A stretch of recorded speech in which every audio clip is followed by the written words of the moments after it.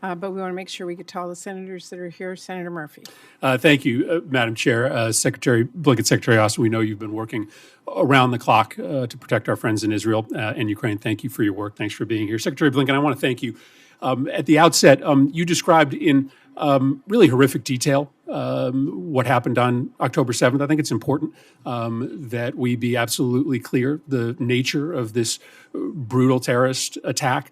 And I share with you the real worry that in this country and around the world, the memory of October 7th, just a few weeks in our rearview mirror, has disappeared.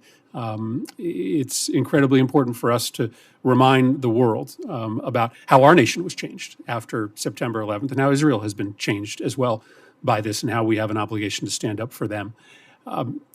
Secretary Austin, I wanted to talk to you, as Senator Schatz did, about the lessons that we've learned in our counterterrorism operations. I note a story from this weekend in the Washington Post entitled U.S. Urges Israel Against Gaza Ground Invasion Pushes Surgical Campaign. And I don't want to ask you about the confidential communications you've had with your Israeli counterparts, but one of the lessons that we've learned in our counterterrorism operations is that not done well, you can end up creating more terrorists than you kill. In particular, when you are careless about civilian casualties, those civilian casualties become terrorist fuel. They become bulletin board recruiting material for terrorist groups. And so there's a moral imperative to reduce civilian casualties, but there is also a strategic imperative. And so I want to ask you whether you have a worry that the nature of the Israeli ground operation and the number of civilians that have been killed and will be killed could end up strengthening Hamas or other affiliated anti-Israel terrorist groups in the long run. I agree with everything that you said, Senator, and that is a key lesson that we learned in our in the fights that we fought over the last 20 years or so. The things that you do on the battlefield could, if you're not thoughtful about them, they could create a resistance to your effort that lasts for generations. And so there is an operational and strategic imperative to make sure that we're doing the right things as we outline our objectives and prescribe our techniques about how we're going to go about this. So we've had those conversations for exactly the right the reasons that you mentioned. Secretary Austin, turning to Ukraine, I think the reason why many of us are so worried about splitting Ukraine aid and Israel aid is because there is an urgency, a real urgency in Ukraine right now. And we know that this place has trouble doing one difficult thing, never mind splitting it into two or three.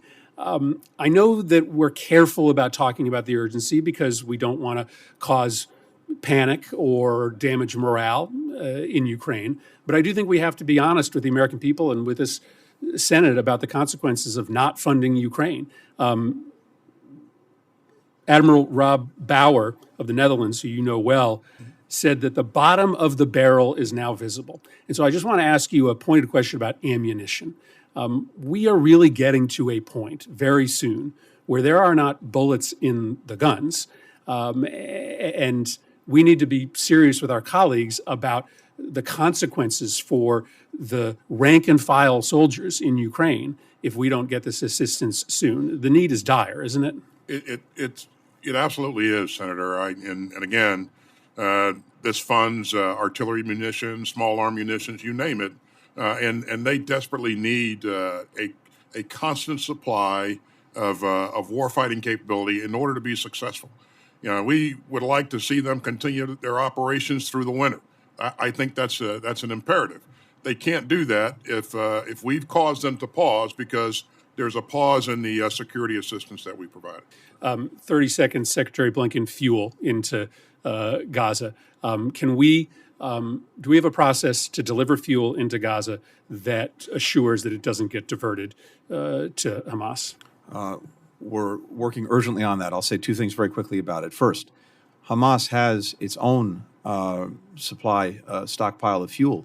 If it cared a whit about the people of Gaza, it would make sure itself that it used that fuel to have the hospitals be able to operate, have the incubators stay turned on, et cetera. But of course, it doesn't.